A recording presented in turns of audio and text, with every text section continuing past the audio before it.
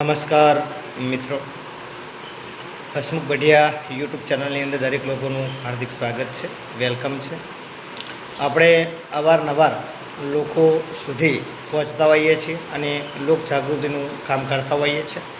આપણે ટૂંક સમય પહેલાં ગ્રામ પંચાયતનો વિડીયો બનાવ્યો હતો અને રજૂઆત કરી હતી કે ગ્રામ પંચાયતની અંદર ભૌતિક સગવડ નથી, એટલે કે જે લોકો આવે છે કામ અર્થે, જે વ્યક્તિઓ આવકના દાખલા છે, જાતિના દાખલા છે કે રેશન કાર્ડને લગતા કોઈ પણ કામ કરવા માટે આવે છે, ત્યારે ફક્ત 2 કે 3 ખુરશીઓ હતી અને ફક્ત સરપંચ, તલાટી અને એક વ્યક્તિ જ બેસી શકે એટલી સુવિધા હતી. પણ જ્યારે આપણે વિડીયોના માધ્યમ થકી રિપોર્ટ બનાવ્યો હતો અને જણાવ્યું હતું કે લોકોને આર્થિક તકલીફ ના પડે, ભૌતિક સગવડો મળી રહે, એના માટે અવારનવાર આપણે રજૂઆતો કરતા હોઈએ છીએ.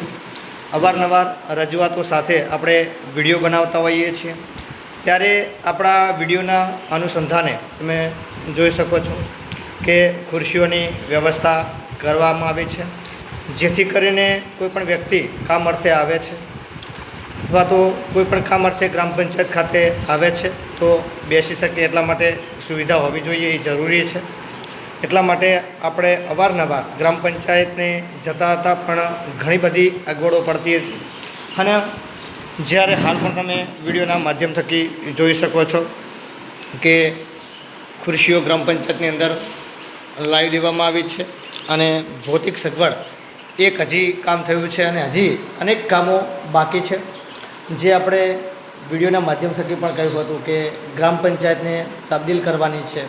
જે તબદીલ કરવાનું કામ હજી પણ તલાટી, ક્રમ મંત્રી અને સરપંચશ્રી દ્વારા કરવામાં આવ્યું નથી.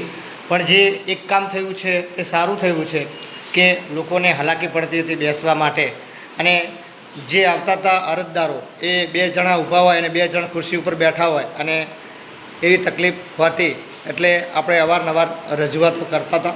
તે રજૂઆતના અનુસંધાને જે ભૌતિક સગવડો એટલે કે ખુરશીની વ્યવસ્થા ગ્રામ પંચાયત દ્વારા કરવામાં આવી છે, એ કામ બિરદાવવા જેવું છે.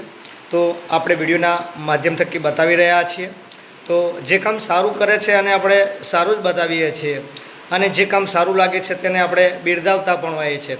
તો હાલ તમે જોઈ શકો છો વિડીયોના માધ્યમ થકી જે સારું કામ થયું છે તેને આપણે સારું જ કહેતા હોઈએ છીએ અને સારી વ્યવસ્થા કરવામાં આવી છે. તમે જોઈ શકો છો કે ખુરશીઓની વ્યવસ્થા થઈ ગઈ છે. તો ગ્રામ પંચાયત જે વ્યવસ્થા કરી છે તે એકદમ યોગ્ય છે. તો વિડીયોને વધુ શેર કરજો, લાઈક કરજો, કોમેન્ટ કરજો અને ખુદના પ્રતિભાવ ચોક્કસ જણાવજો.